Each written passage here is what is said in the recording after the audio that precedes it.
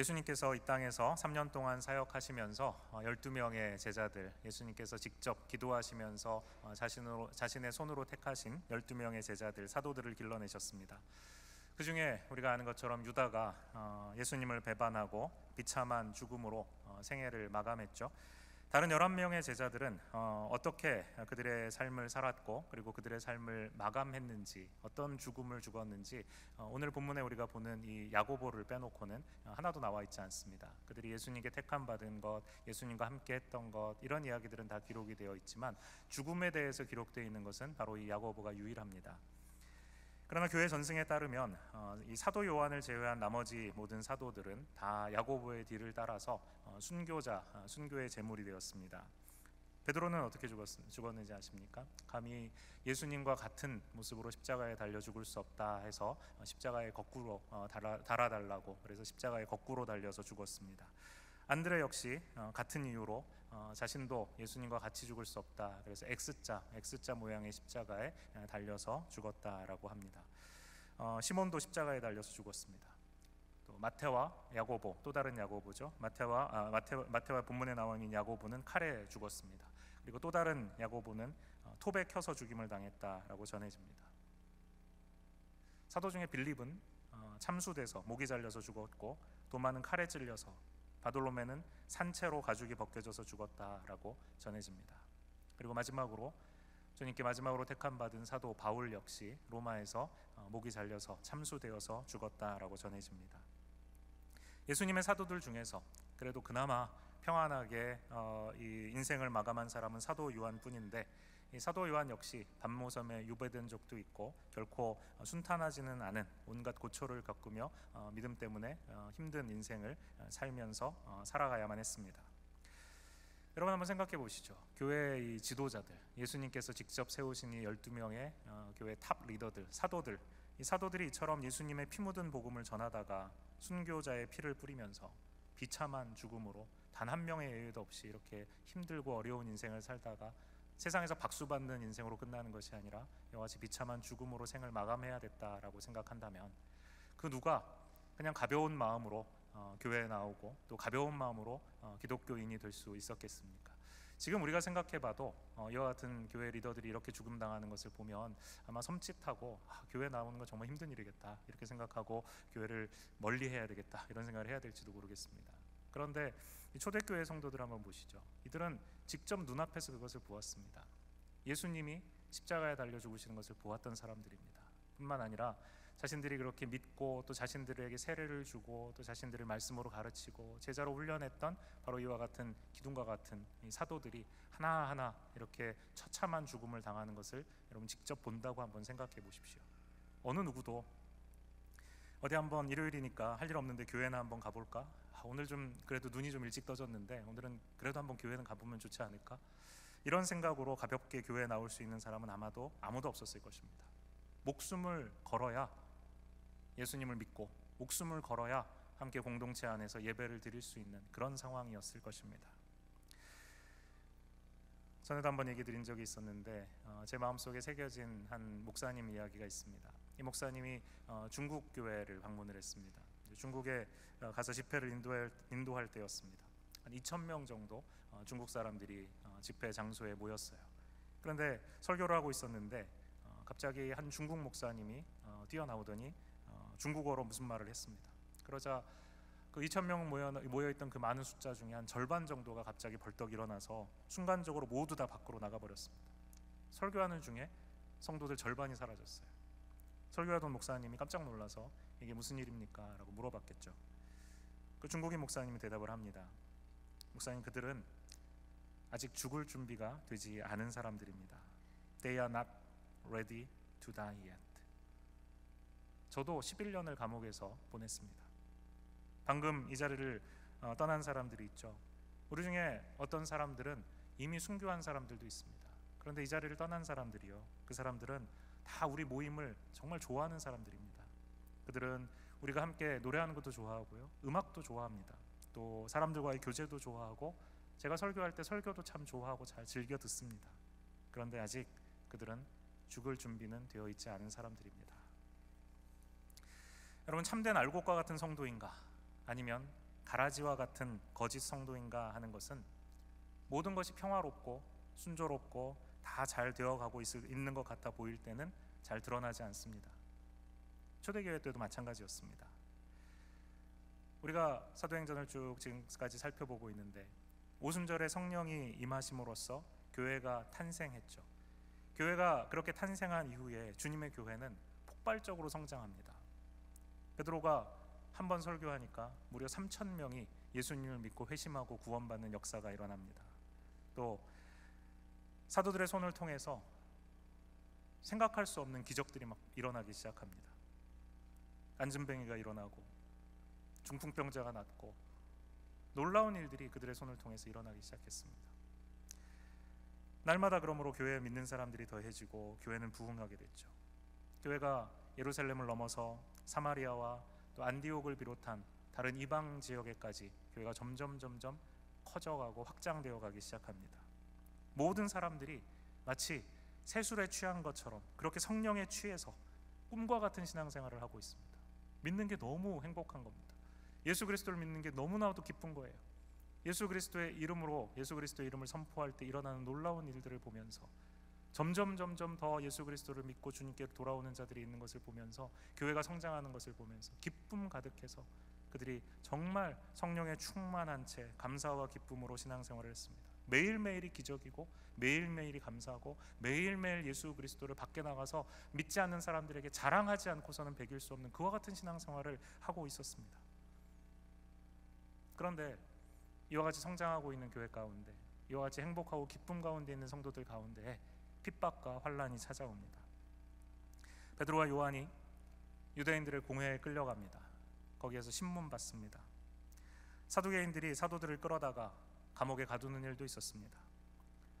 7명의 집사를 세웠는데 그 중에 스데반이 주님의 복음을 전하다가 순교합니다. 사울이라는 무지막지한 사람이 있는데 이 사람 손에 수많은 성도들이 끌려가서 감옥에 갇히고 또 죽임당하기도 했습니다. 그리고 이제 사도행전 12장에 이르러서는 사도 중에서 처음으로 이 야고보가 감옥에 잡혔다가 결국은 칼에 순교하게 됩니다. 베드로는 어떻습니까?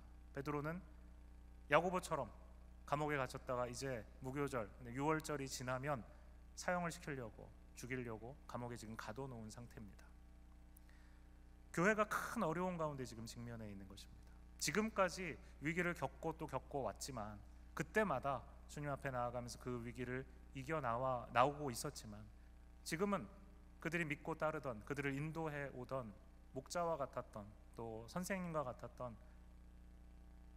사도들 2명이나 지금 1명은 죽었고 1명은 감옥에 갇혀서 죽음을 기다리고 있는 이와 같은 위기 상황에 처해 있는 것입니다.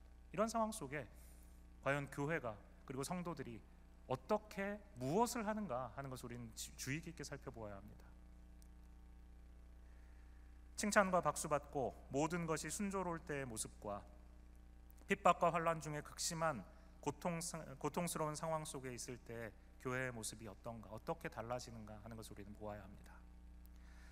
모든 것이 순조로울 때의 모습과 이와 같은 고통과 또 핍박과 말로 할 수 없는, 자신들의 힘으로 해결할 수 없는 문제에 직면했을 때 교회의 모습이 일관되게 주님께 신실한가, 아니면 시험과 어려움과 환란 속에 있으면서 예전에 신실했던 모습을 저버리게 되는가.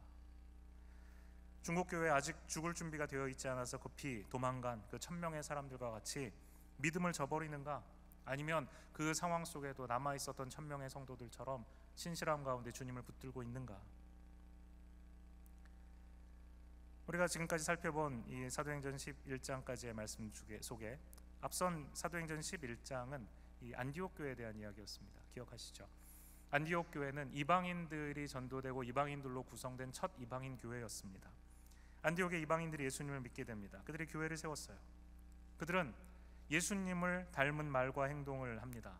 세상 사람들로부터 그래서 영광스러운 별명을 얻게 됩니다. 어떤 별명이죠? 기억하십니까? 그리스도인이라는 별명을 얻게 되죠. 그리스도인. 우리가 지금 기독교인이라고 부르는 그리스도인이라고 부른 것입니다. 그들이 밖에 나가서 예수님에 대한 이야기를 해요. 처음 듣는 어떤 사람에 대한 이야기를 하는데 그들이 밖에 나와서 얘기하는 그 내용이 정말 놀라운 것입니다. 예수님이라는 인물에 대해서 얘기를 하는데 그 예수님의 가르침을 말하는 그 사람들의 삶이 그 가르침과 일치하는 것입니다.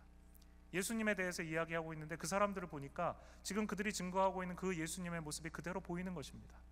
그러니까 뭐라고 얘기합니까? 당신들은 당신들이 전하고 있는 그 예수를 똑 닮았군요. 당신들의 말을 들으니까 당신들이 지금 증거하고 있는 그 예수님을 보는 것 같습니다. 그러면서 그들을 작은 예수, 그리스도인이라고 부르게 된 것입니다. 안디옥 교회 성도들은 너무나도 기뻤을 것입니다. 이 그리스도인이란 영광스러운 별명으로 불림 받으면서 예수님 닮은 사랑과 또 기쁨으로 살아가는 그들의 삶 속에 안디옥에 살고 있었던 이방인들이 그들의 모습을 보면서, 신앙생활하는 그들을 보면서 박수를 치며 격려합니다. 와, 우리도 어떻게 하면 당신들과 같이 살 수 있습니까? 우리도 정말 당신들과 같이 되고 싶습니다. 우리도 당신들처럼 예수라는 분, 그분 믿고 싶습니다. 그러면서 교회 안으로 들어와요. 기도하고 그들이 함께 결단하고 예수 그리스도를 믿는 구원받는 사람들이 되기 시작합니다. 교회가 날마다 성장하기 시작해요. 안디옥 교회 성도들은 신앙생활 속에서 최고의 기쁨을 맛보는 그런 상황입니다. 기도하는 것마다 응답받고요, 복음을 전하면 사람들이 눈물을 흘리면서 예수님을 믿고요, 세상에 나아가서 예수 그리스도의 믿음대로, 예수 그리스도의 가르침대로 살아가면서 세상이 바뀌는 것을 경험합니다. 예배로 모일 때마다 기쁨과 은혜가 흘러넘쳐요. 성도들이 같이 모여서 교제할 때마다 그 안에 정말 주님이 원하시는 바로 그와 같은 공동체, 그와 같은 사랑이 넘치는 공동체를 이루어가고 있습니다. 그들은 안디옥 교회 성도들은 신앙의 최고의 정점에 지금 있는 것입니다. 최고의 정점을 지금 걸어가고 있어요. 그런데 한 장을 넘겨서 사도행전 12장이 되면 전혀 다른 이야기가 펼쳐집니다. 예수님이 사역하시고 성령이 처음 임하심으로써 복음의 진원지가 되었던 바로 예루살렘에서 사도들이 그곳에 남아서 성도들이 가르치고 있는 바로 그곳에 전혀 다른 이야기가 펼쳐집니다. 스데반 집사의 순교로 시작된 이 박해로 인해서 사도들을 제외한 대부분의 성도들이 예루살렘을 떠납니다. 온 유대와 사마리아로 흩어지게 되죠. 그리고 이제는 그 박해의 칼날이 사도들에게까지 향하게 된 것입니다. 오늘 본문을 보면 이 박해를 지금 주도하고 있는 사람이 누군가? 1절에 그때 헤롯 왕이 손을 들어 교회 중에서 몇 사람을 해하려 하여 요한의 형제 야고보를 칼로 죽이니 라고 돼 있죠. 본문에 나오는 이 헤롯 왕이 어떤 사람인가? 헤롯은 헤롯 아그리빠라고 불리는 사람입니다. 이 헤롯 아그리빠는 바로 이 사도 야고보를 칼로 죽였다라고 지금 돼 있죠. 그리고 베드로마저 죽이려고 지금 그를 감옥에 가둔 사람입니다. 이 헤롯 아그리빠의 삼촌이 누군가? 바로 헤롯 안티파스라고 합니다. 이 헤롯 안티파스는 어떤 일을 했는가 하면 우리가 알고 있는 세례 요한을 목베어 죽인 사람입니다. 그러면 이 헤롯 아그리빠의 할아버지는 누구인가? 그 할아버지는 헤롯 대왕이라고 불리는데, 이 사람은 예수님의 탄생 소식을 듣고 베들레헴의 갓난아기들을 다 학살했던 바로 그 사람입니다. 그러니까 할아버지나 삼촌이나 또 이 지금 헤롯 왕이나 이 3대에 걸쳐서 기독교인들을, 그리스도를 시작을 해서 기독교인들을 대대적으로 핍박했던 사탄의 하수인이 돼서 하나님을 대적했던 그와 같은 집안이죠. 헤롯 왕이 야고보를 잡아서 죽입니다. 칼로 죽였다고 했죠. 그러자 어떤 일이 일어나는가? 유대인들이 이 일을 기뻐했다라고 되어 있습니다. 이제 막 성장하고 있는 어린 교회로서는 감당할 수 없는 큰 시험이 찾아온 것입니다. 순교한 야고보는 예수님의 12 사도 중에 한 명이었고 요한의 형제였습니다. 예수님이 데리고 다니셨던 그룹이 있었죠. 예수님이 데리고 다니셨던 그룹 중에 제자들 중에 120명이 있었고 그 중에 70명이 또 있었고 그 중에서 또 뽑은 12명이 있었습니다. 예수님이 12명의 사도들을 세웠고 그 12명 중에서도 예수님의 이너서클이 있었습니다. 예수님의 이너서클에는 3명이 있었어요. 누구인지 아십니까? 예수님이 변화산에 올라가실 때도 데려가셨고, 예수님이 겟세마네 가셨을 때도 기도할 때 데리고 가셨고, 기적을 베푸실 때도 이 3명을 특별히 뽑아서 데리고 가십니다. 항상 같은 3명이에요. 누군가 하면 베드로, 야고보, 요한. 야고보와 요한은 형제고 그 다음에 베드로가 들어가는 것이죠. 그 야고보가 바로 이 야고보입니다. 지금 칼에 죽은 야고보. 그러니까 교회로 보아서는 예수님의 제자들 중에서도 가장 예수님께 가까이 있었던 사람, 예수님과 정말 친밀하게 시간을 보냈던 사람, 그 사람과 같이 가면 예수님에 대해서 얼마나 많은 이야기를 들을 수 있는지 모르는 그와 같은 사람, 그와 같이 소중한 사도, 그 사람이 지금 칼에 죽임당한 것입니다. 뿐만 아닙니다. 그 이너서클에 속했던 그 3명 중에 이제는 야고보가 죽었고 그 다음에 베드로도 역시 이제 죽임당할 위기에 감옥에 갇혀 있는 것이죠. 이제 6월절이 지나면 베드로까지 죽는 것입니다. 유대인들은 이제 그들의 명절인 이 유월절, 또 무교절 유월절에는 사형을 집행하지 않는 전통이 있었기 때문에 유월절이 지날 때까지 베드로를 감옥에 감금해 두었습니다. 이제 유월절이 지나면 베드로는 야고보와 마찬가지로 이제 칼에 죽임당하는 것이죠. 예루살렘 교회 지도자들을 비롯해서 이 예루살렘 교회에 속한 모든 성도들은 지금 신앙의 근본이 뒤흔들리는, 교회 자체가 지금 무너지게 되는 것과 같은 절체절명의 위기 속에, 지금 폭풍과 같은 무서운 시험 속에 들어가고 있는 것입니다. 그 시험 한가운데 있는 거예요. 신앙의 가장 말하자면 깊은 시험과 수렁 속에 지금 직면해 있는 것입니다. 여러분 잘 보세요. 11장에 정말 하나님 안에서 뜨거움을 경험하고 축복받고 기뻐하고 있는 이 안디옥 교회와 지금 당장 무너져 버릴 것 같은 사도 한 명이 죽었고 또 한 명이 지금 죽을 위기에 처해 있는 이 예루살렘 교회, 너무나도 대조적으로 보이지 않습니까? 예루살렘 교회와 안디옥 교회를 이와 같이 대조적으로 하나님 보여주십니다. 여러분, 우리의 신앙생활도 사실 이와 같지 않습니까? 지난 한 해를 우리가 돌아보면 우리의 신앙 상태가 이와 같이 마치 온탕과 냉탕을 왔다 갔다 하는 것처럼 주님 안에서 뜨거움을 경험하기도 하고 어떨 때는 너무나도 큰 절망 가운데 사로잡히기도 하고, 이 둘 사이에서 왔다 갔다 하는 롤러코스터 같지 않았습니까? 안디옥 교회 성도들처럼 하나님이 주시는 기쁨과 은혜를 경험했던 적도 있지만, 예루살렘 성도들처럼 사탄의 위협과 칼날 앞에 두려움과 좌절에 사로잡혀서 여기서 어떻게 벗어날 수 있을까 허우적될 때도 우리 있지 않았습니까? 그리고 셀 수 없이 많은 이 크고 작은 업앤다운이 있었죠. 한 번 안디옥 교회와 같이 뜨거웠다가 한 번은 예루살렘 교회와 같이 시험 가운데, 이것이 그냥 한 번씩만 오는 것이 아니라 크고 작은 예루살렘과 안디옥 사이를 왔다 갔다 하는 이와 같은 경험들이 올 한 해를 전체를 놓고 보면 계속 우리에게서 반복되지 않았습니까?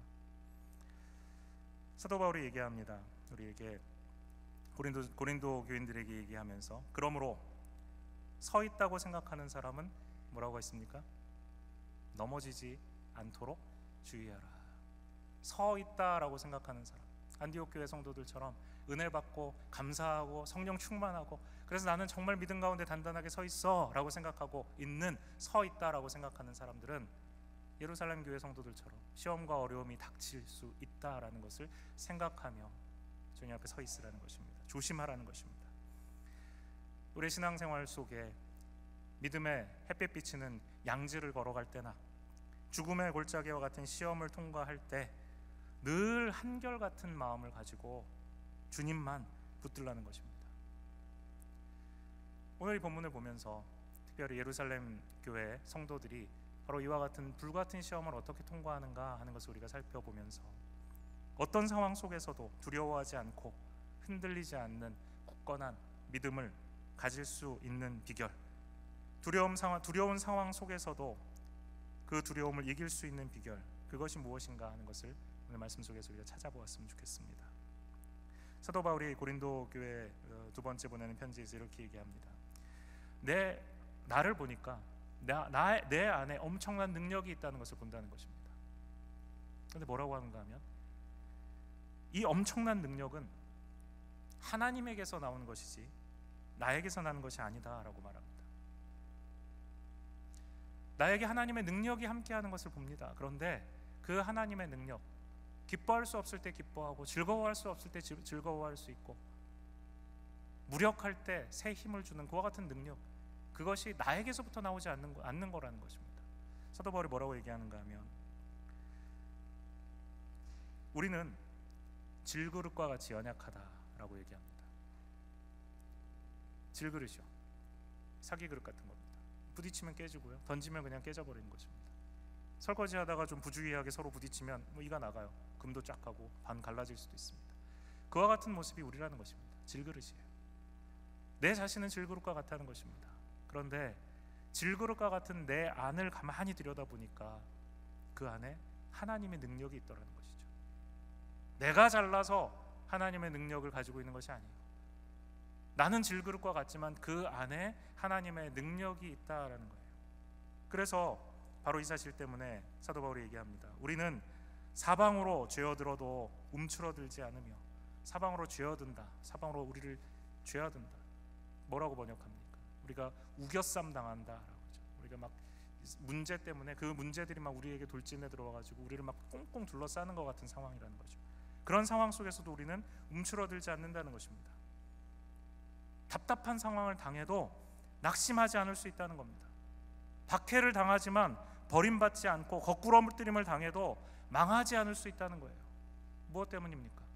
질그릇과 같은 나 때문입니까? 아니요. 나는 질그릇과 같지만 그 안에 하나님의 능력이 있기 때문이라는 것입니다. 나를 보면 볼수록 나는 질그릇이에요. 그런데 그 안에 하나님의 능력이 있기 때문에 나를 우겨싸는 문제들이 닥쳐와도 나는 움츠러들지 않고, 답답한 상황을 당해도 낙심하지 않고, 박해를 당해도 그 박해에 인해서 내가 넘어져 버림받지 않는다는 것입니다. 거꾸러뜨림 당하지만 결코 망하지 않는다는 거예요. 예루살렘 성도들이 바로 이와 같은 상황이었습니다. 그들은 교회가 시작된 이래 가장 큰 위험에 직면해 있습니다. 기둥 같은 사도들, 그들이 며칠 사이에 2명이나 헤롯의 칼에 죽임을 당할 상황에 처했습니다. 이런 상황 속에서 그들이 어떤 선택을 하고 있는가, 어떻게 대응하는가, 그걸 보셔야 합니다. 그들이 한 이 선택 때문에 그들은 두려운 상황 속에서도 그 상황을 헤쳐나갈 수 있었습니다. 그 선택이 무엇입니까? 올해 마지막 예배를 통해서 하나님께서는 우리에게 우리가 처해 있는 상황이 어떻든지, 어떤 두려움 속에서도 흔들리지 않고 믿음을 지키며 승리할 수 있는 비결을 가르쳐 주십니다. 그 비결이 무엇인가? 저는 그 첫 번째가 바로 이 성도들의 용기 있는 기도라고 생각합니다. 그냥 기도가 아니라 용기 있는 기도입니다. 야고보가 순교하고 베드로가 감옥에 갇히게 되자 예루살렘 교회 성도들이 무엇을 합니까? 5절 말씀 함께 볼까요? 5절 말씀 한번 같이 읽어보겠습니다. 시작.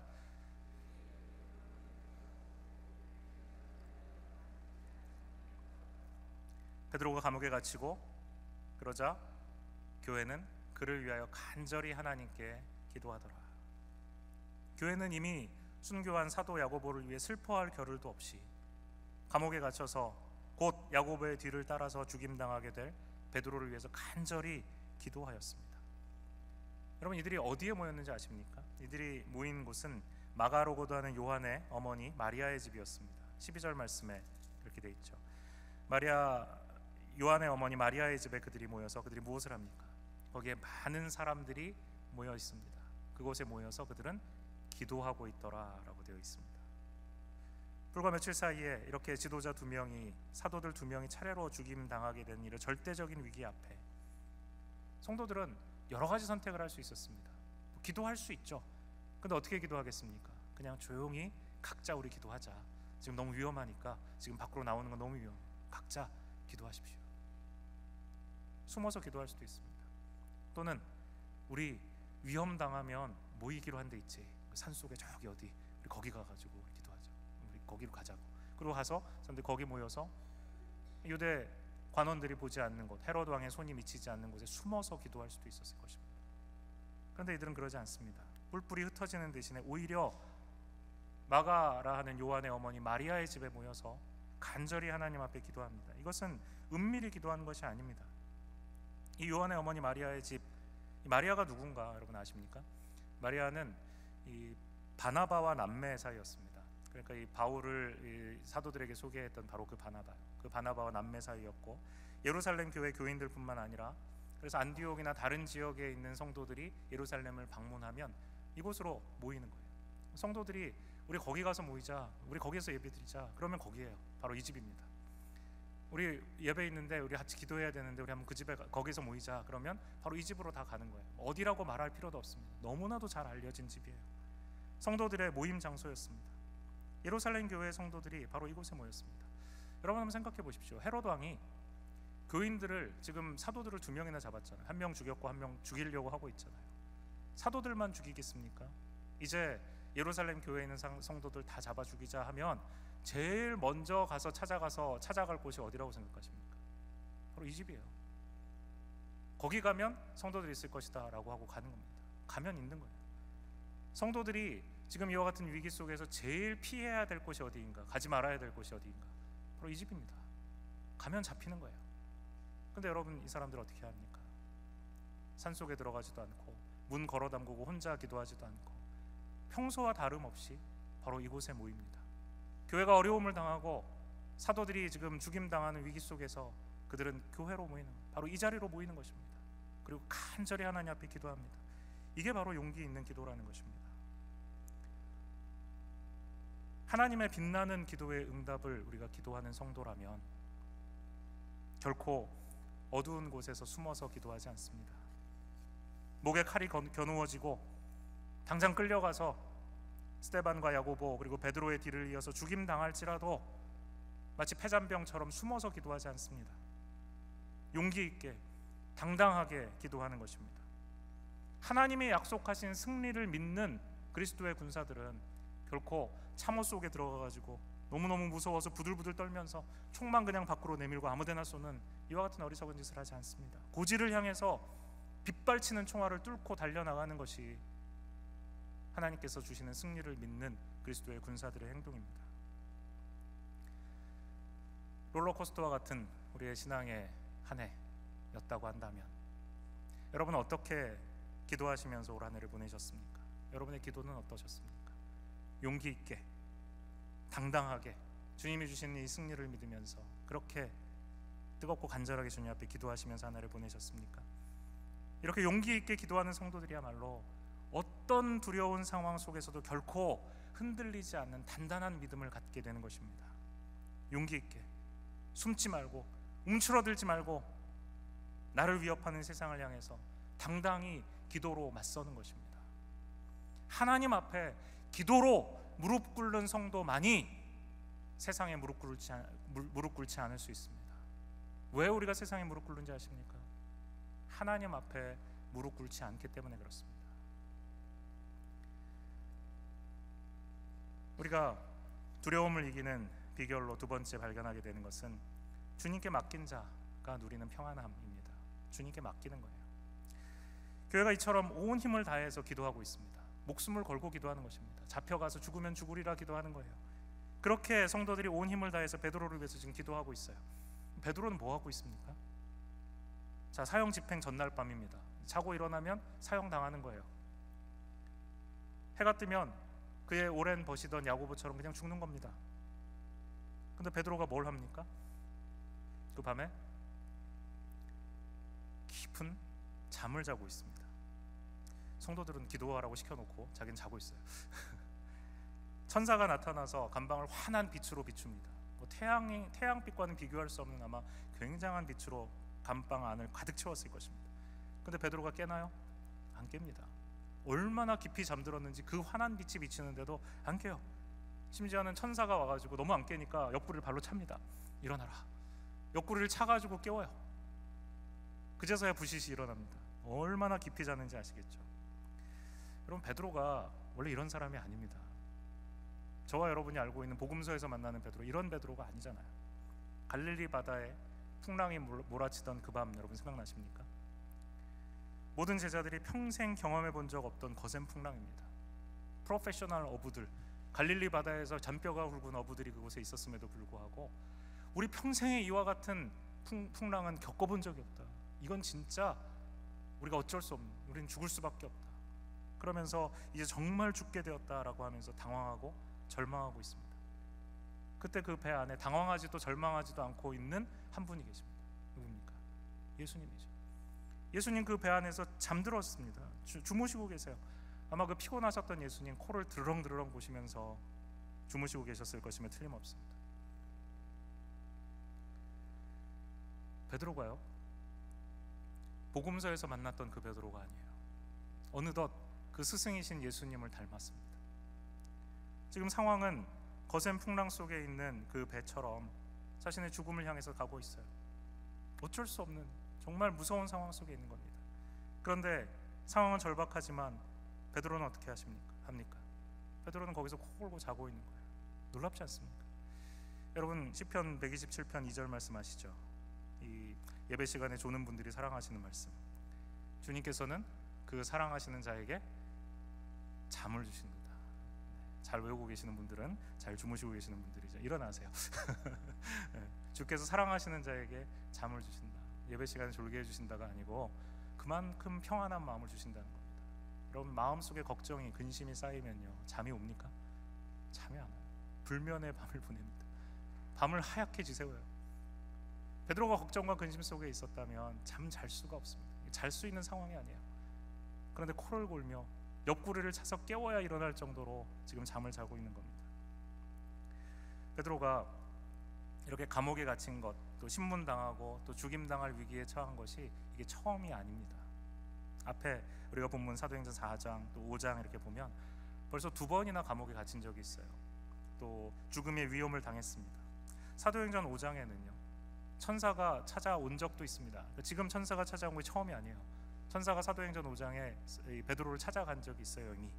그래서 감옥 문을 열어줍니다. 그리고 베드로의 손을 잡고 데리고 나와서 감옥 밖에 그를 이끌어냅니다. 이런 경험이 이미 베드로에게 있는 거예요. 예수님과 함께 있으면서 예수님께 말씀을 배웁니다. 그 진리대로 살아가는 것이 무엇인지 예수님을 통해서 보았습니다.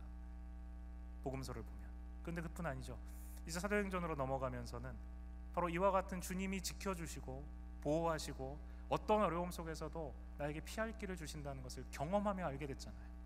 베드로가 성장하고 있는 것입니다. 복음서에서 만난 옛 베드로와 지금 우리가 이 사도행전에서 만나고 있는 지금 이 새 베드로는 다른 사람이 아니에요. 같은 사람입니다. 차이가 무엇입니까? 성장했다는 것입니다. 성장했어요. 예수님을 아는 지식이 높아졌고요, 예수님이 경험하게 하신 믿음의 삶 가운데 그 경험이 풍성해졌습니다. 이제 내가 들어서 아는 예수님이 아니에요. 내가 들어서 예수님이 나를 보호해 주신다, 이게 아니에요. 나는 그걸 경험한 겁니다. 나와 함께 하시는 예수님, 나를 지켜주시는 성령님, 경험하며 알게 된 거예요. 성장한 것입니다. 바로 그것 때문에 베드로는 두려워하지도 않고 걱정하지도 않고 그 밤에 그곳에서 코골며 잘 수 있는 것입니다. 우리의 삶은 어떻습니까?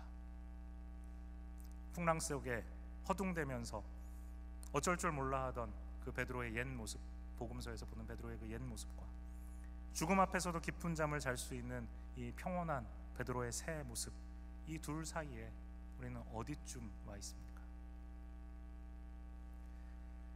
작은 시험에도, 세상의 시답지 않은 위험에도 벌벌 떨면서 와, 이제 나 정말 죽게 됐다 라고 말하던 바로 그와 같은 옛 베드로인지, 아니면 내 목이 잘려서 죽을 아침이 밝아오는데도 세상 모르고 쿨쿨 잘 수 있는 예수님 믿는, 예수님 닮은 그와 같은 담대한 믿음의 모습인지 우리 자신 한번 보았으면 좋겠습니다.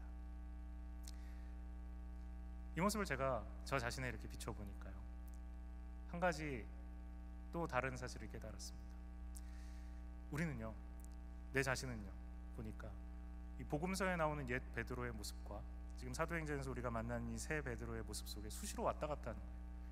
어느 날은 복음서의 이 옛 베드로의 모습이다가 어느 날은 그래도 좀 담대한 믿음을 가지고 있는 것 같아 보이고, 이 여기서 계속 왔다 갔다 하는 거예요. 좌우로 왔다 갔다 하는 겁니다. 여러분도 그렇지 않으십니까?